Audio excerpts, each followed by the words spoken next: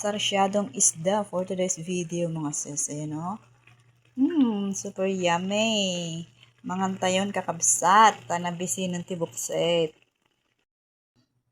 Hi guys. Ayan, maggigisa tayo ng bawang at sibuyas kasi magsasarsyado tayo mga sis.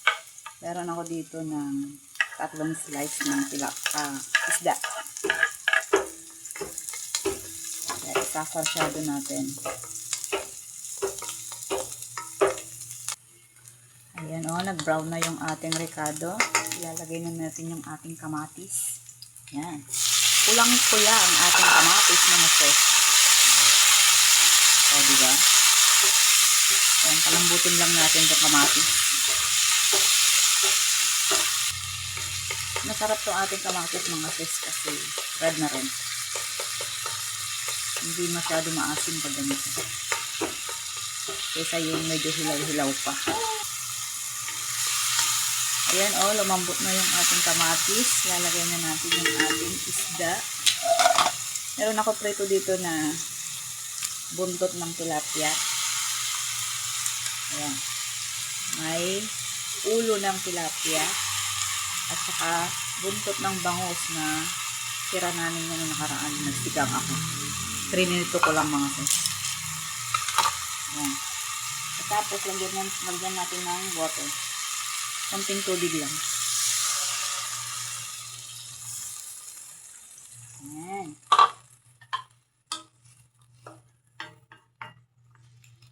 Ayan, timplahan na natin. Lagyan na natin ng ating mga pampalasa.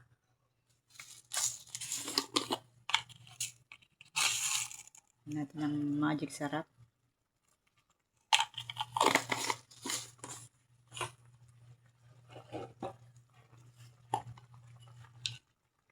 Ating pamintang pino.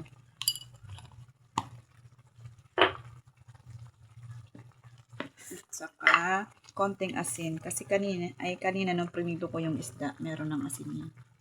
Konti lang baka maalat na. Ayan. Ayan pakuluan lang natin to mga sis. I-simmer natin ng kahit mga 2 minuto.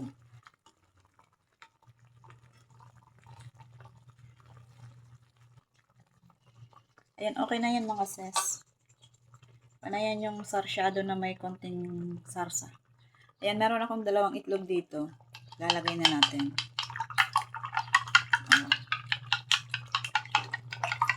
Diba?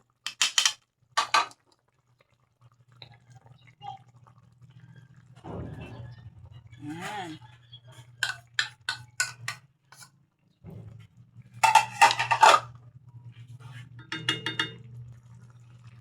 Ayan, halo natin konti. Ayan. Huwag naman masyado para hindi madurog-durog yung egg mga sis.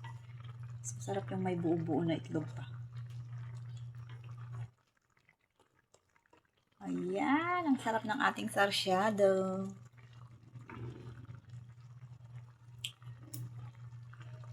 Ayan.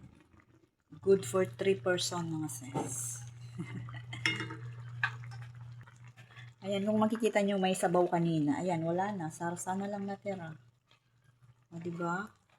Mahilig kasi ako sa may konting sabaw. Ayoko yung tuyong-tuyo. O, ayan na. Okay na yan mga sis. Let's eat.